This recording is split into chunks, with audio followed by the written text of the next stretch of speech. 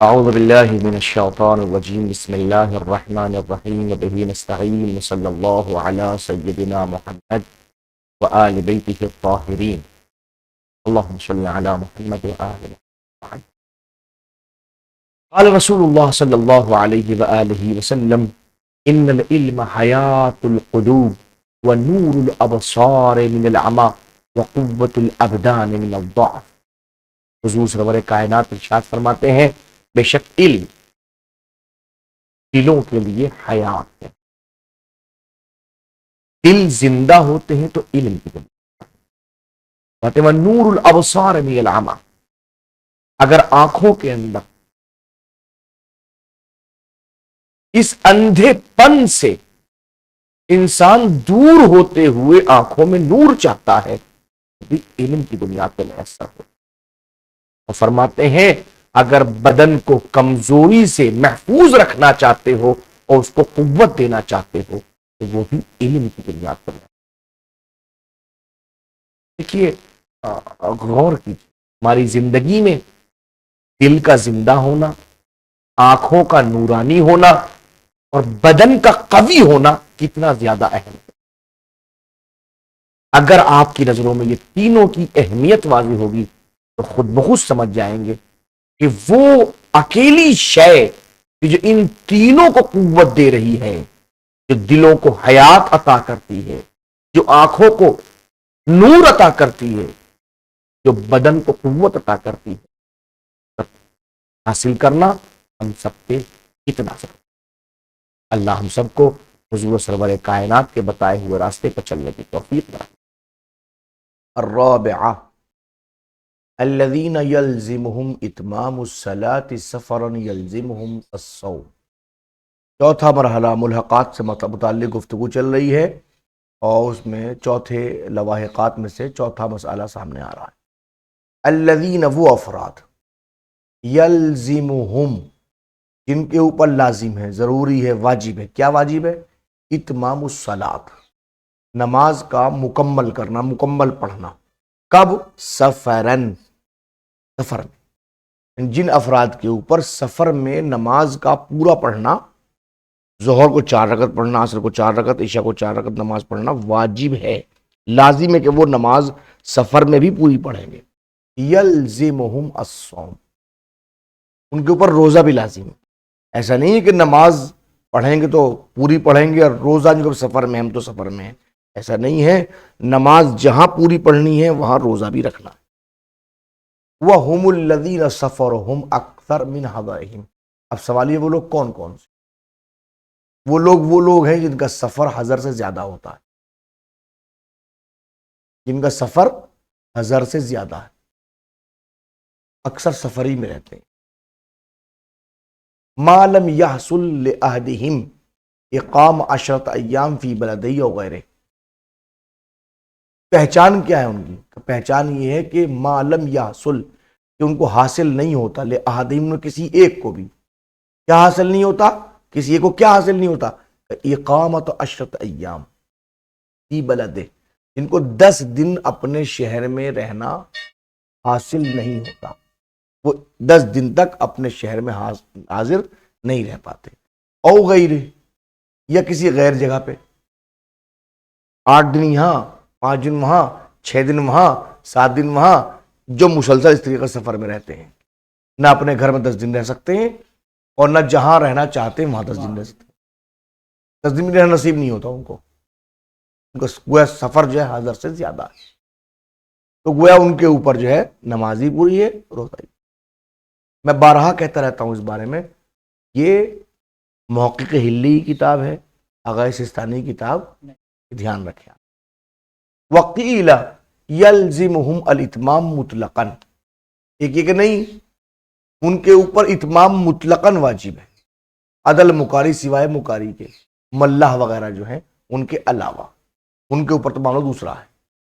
الخامسہ، 5واں مسئلہ، لا یفطر المسافر حتی یتوارا عنہ جدران بلدہ. کوئی مسافر افطار نہیں کرے گا،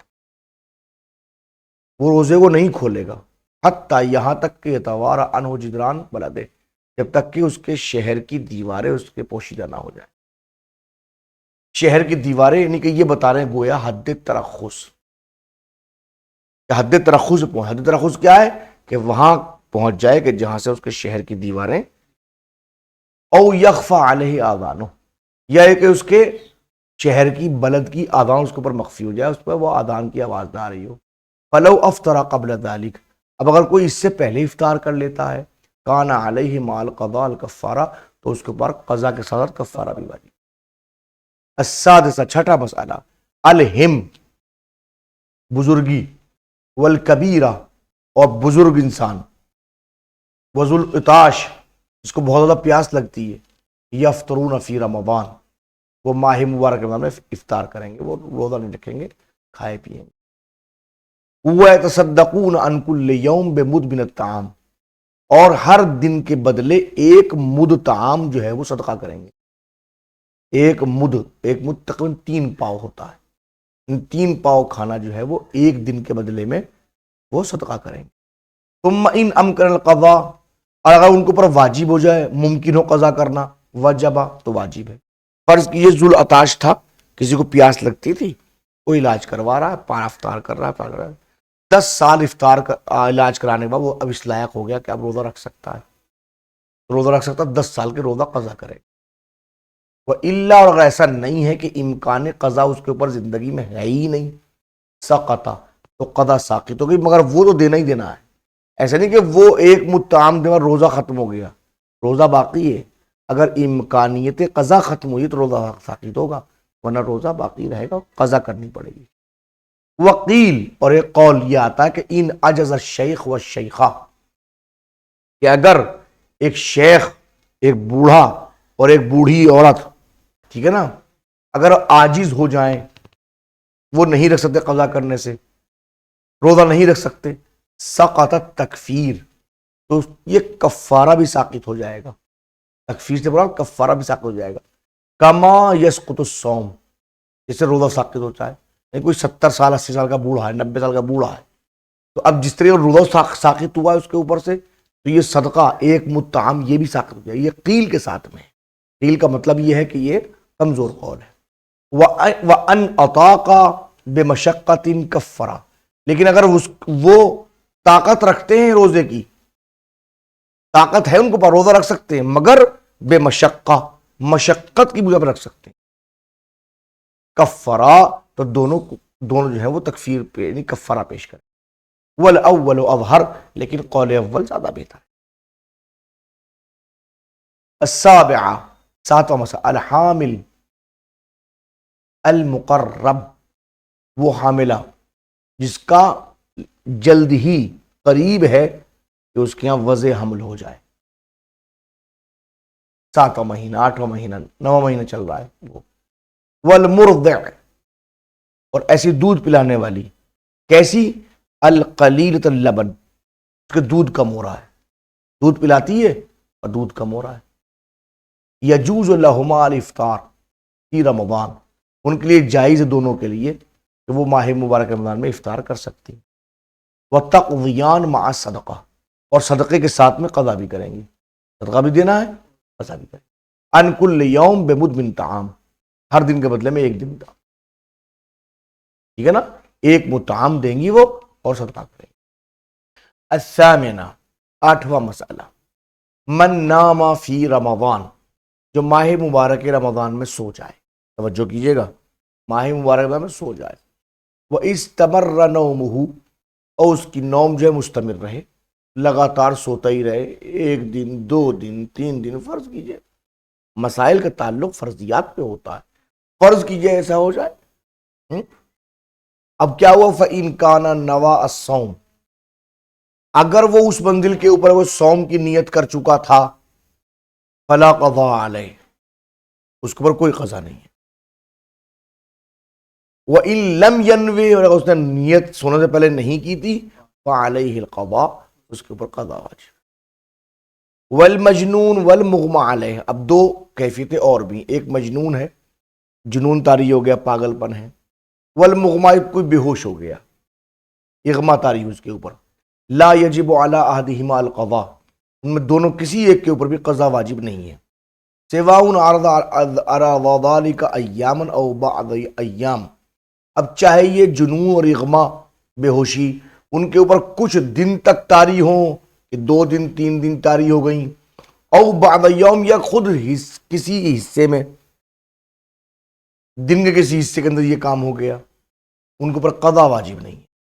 وَسِوَاءٌ سَبَقَتْ مِنْهُمَا النِّيَّةُ أَوْ لَمْ تَسْبِقْ، اور چاہے انہوں نے اس جنون اور اغما سے پہلے نیت کی تھی روزے کی یا نہیں کی تھی، سبقت نیت کی طرف کی تھی، دونوں صورتوں میں ان پر قضا نہیں ہے۔ وَسِوَاءٌ عُولِجَ بِمَا يُفْطِرُ، چاہے ان کا علاج ان چیزوں سے ہو جس سے افطار کیا جاتا ہے، ڈاکٹر نے کہا جی آپ 1 گولی کھائیں، تو کھانے سے چاہے معتاد ہو غیر معتاد ہو روزہ باطل ہو جاتا ہے۔ افطار انہوں نے کیا کس چیز سے، جس سے افطار ہو جاتا ہے، اس سے علاج ہو رہا ان کا۔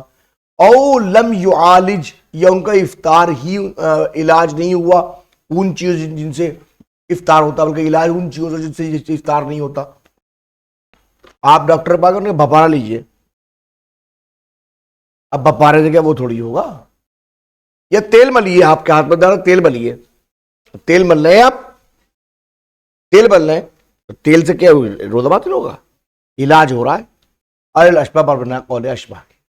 التاسع، آخری مسئلہ، نواں، من یسوغ لہ الافطار فی شہر رمضان، ایک انسان وہ ہے اس کے لیے ماہ مبارک رمضان کے اندر افطار کرنے کی اجازت دے دی گئی ہے، وہ ماہ مبارک رمضان میں افطار کر سکتا ہے، مثلا مسافر ہے، مثلا مریض ہے، مثلا کوئی اور وجہ، مجنون ہے، مجنون کھا سکتا ہے، مسافر کھا سکتا ہے، کھا سکتا ہے، تو وہ ان لوگوں میں سے ہے کہ اس کے لیے افطار ماہ مبارک رمضان میں اجازت دی گئی۔ یکرہ لہ التملی من الطعام والشراب، اس کے لیے مکروہ ہے کہ بھر پیٹ کھانا بھی کھائے، بھر پیٹ پانی بھی پیے، مکروہ ہے اس کے لیے۔ وَقَضَى الْجِمَاعَ، اور ایسے ہی جمع بھی اس کے لیے مکروہ ہے۔ وَقِيلَ يُحْرِمُ، اور ایک قول یہ کہ اس کے اوپر حرام ہے یہ۔ والأول اشبہ، لیکن قول اول۔ الحمدللہ آج کتاب صوم ختم ہو گئی، خدا کا لاکھ لاکھ شکر ہے الحمدللہ، آگے انشاءاللہ دوسری کتاب کا افتتاح ہوگا۔ صلی اللہ علی محمد وآلہ الطاہرین۔